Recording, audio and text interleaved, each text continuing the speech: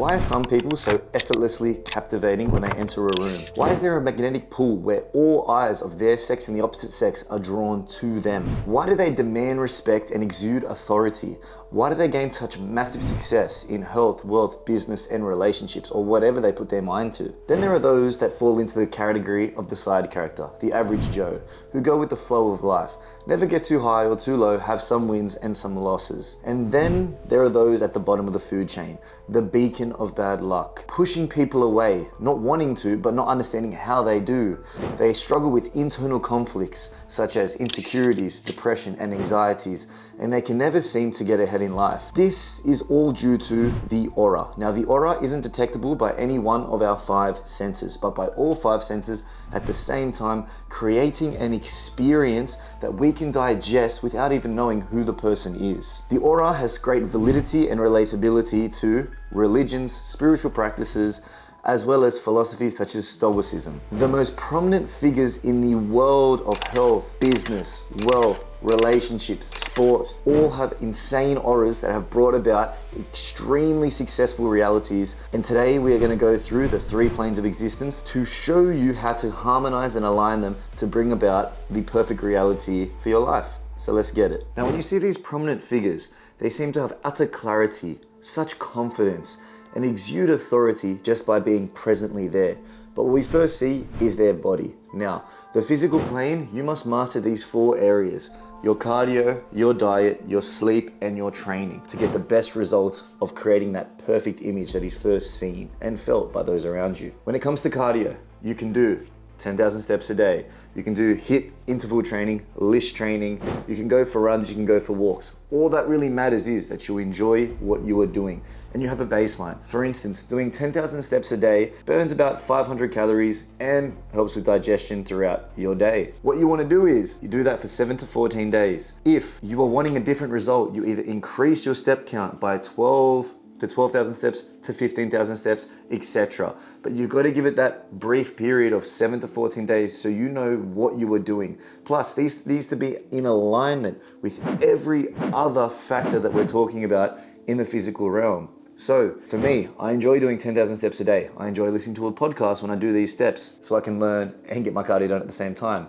But if I'm under time, I don't mind doing high intensity interval training, where I can get on a bike, I can sprint for 20 seconds, I can relax for 40 seconds, sprint for 20 seconds, relax for 40 seconds, and repeat that for 15 minutes, because doing 10,000 steps sometimes doesn't fit in my daily routine, and I like to change it up. But have a baseline, track what you're doing, increase when needed. Now, moving on to your diet. Protein is king. Whether or not you get your energy source from your fats through ketogenesis or through carbohydrates, protein always needs to be high, okay? No matter what. For men, usually between 1.5 to 2 grams of protein per pound of body weight, and for women, about 0.5 of a gram per pound of body weight. Now, why you want to do this? Protein is going to build the muscle, it's going to allow you to be stronger, and it's going to give you a sense of confidence because you are a tougher, stronger, and more well-built individual. Your energy source in ketogenesis or through carbohydrates, they can change. But what I would be doing is starting at a baseline like everything else, 2,500 calories,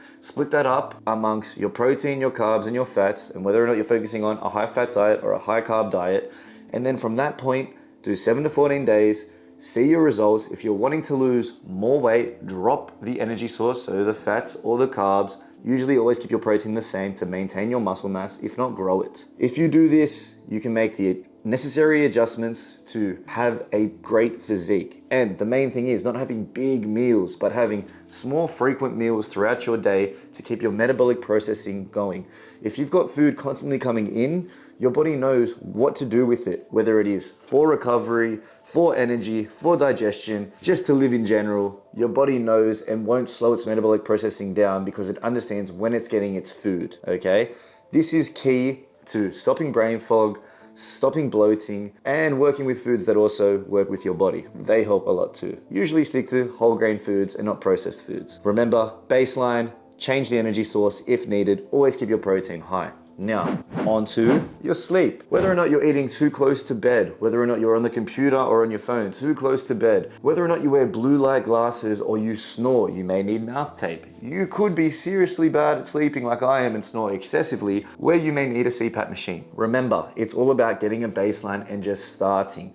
Start with not being on your phone so close to bedtime, or changing it to night mode, or putting on blue light glasses and seeing if you don't wake up as tired over the next 7 to 14 days. Or you could, again, tape your mouth, hopefully you're not snoring, and gain more oxygen uptake so you recover better. And if you recover better, it means you have less inflammation, less stress, and your cortisol levels are down, which means your skin and your hair and everything else is looking mighty damn fine. Remember, as before with the other subsections, have a baseline, test it over 7 to 14 days, and then change as you need. Finally, with your training program, you need to win the week. You need to be in the gym more than 4 days out of the 7, because more is better. I'm not saying be excessive, but at least win the week. You're gonna focus on progressive overload in either volume, in your rest time, or in the weights that you lift. Create a balanced program that hits your body in a balanced way, and double down on your weaknesses. Again, start with your baseline, start with a certain amount of time, your volume, your reps, your break time, and then change one of these variables every 7 to 14 days if you are needing a different result. And there's plenty of information out on the internet that you can study the variable that you're changing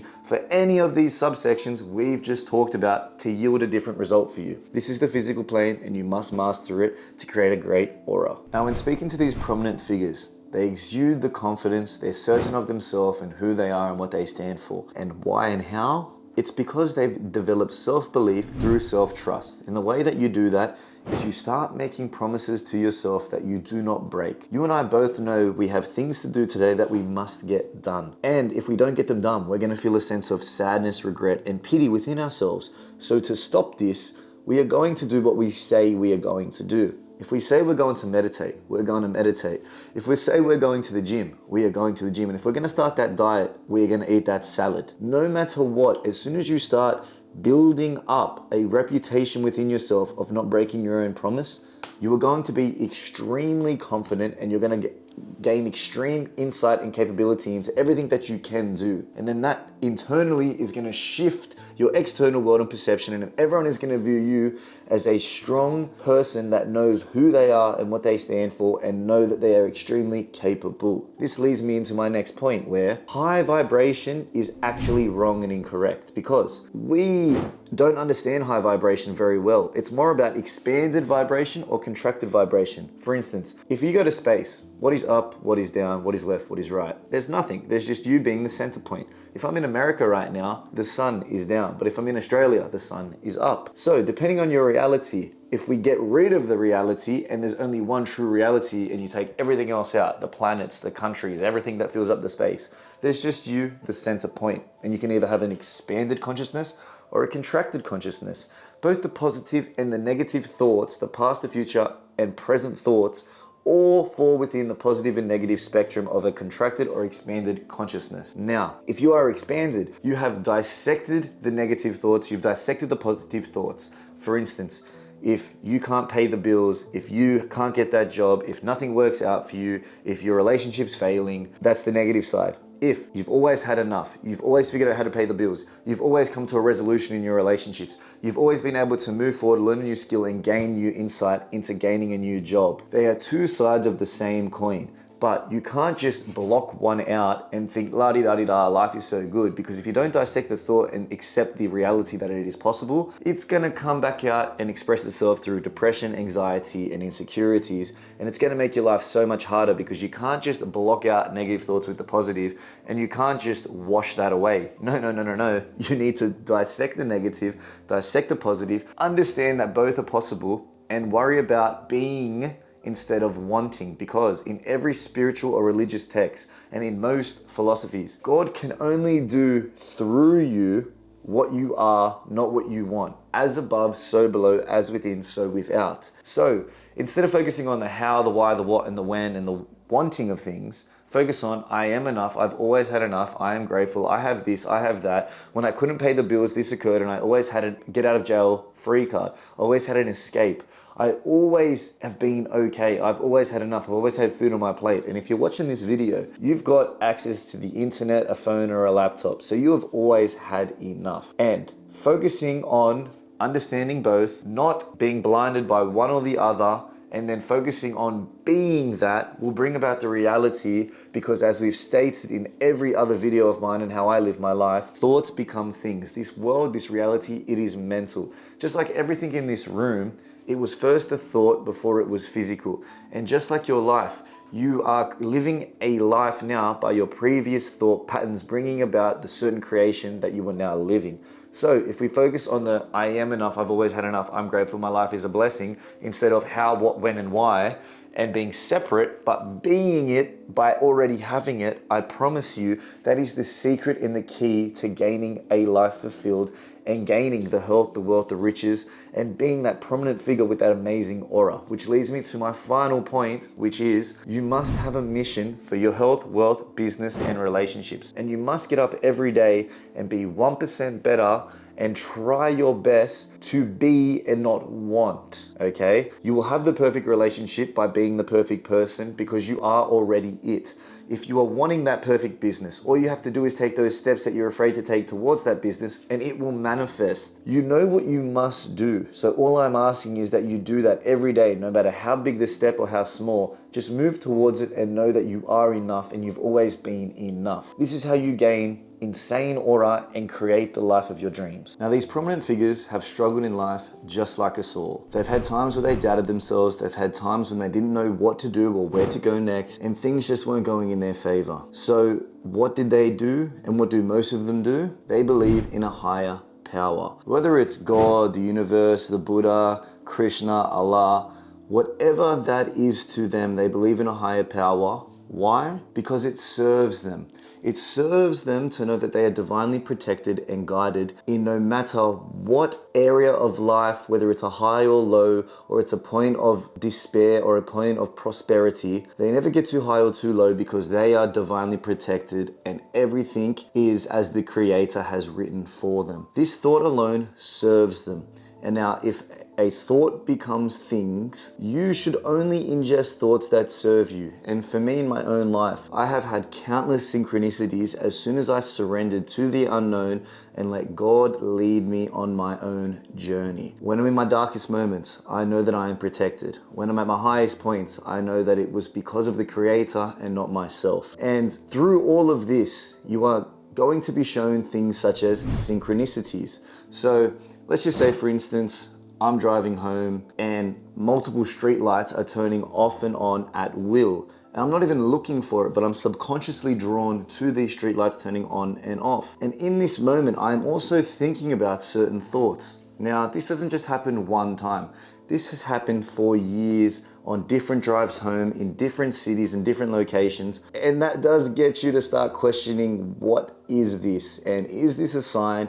And depending on what I'm thinking about at the time, what does this all mean? And through your personal experience, you're going to have weird things like numbers showing up on jerseys, on clocks, on cars, multiple times a day for years in different locations. Whilst you're thinking about certain topics, is this a sign? Is this not? That is all for you to decide. But you will also have weird instances, such as for myself, I'm going on a walk and I have 30 white butterflies visit me in 20 minutes, or I have 30 plus orange and black butterflies visit me in 15, 20 minutes. Different walks, different paths that I go, the same things occur depending on what I'm thinking about. And all of these things and signs show me that I am either on the right track, I need to make a change, or that I am divinely protected. Now, whatever you view it as, like in all spiritual and religious texts, as within, so without, God can only do through you what you are. So whatever I determine these signs and symbols to be have always led to my highest good. And the more that I receive these signs, I feel better and I feel that I am more protected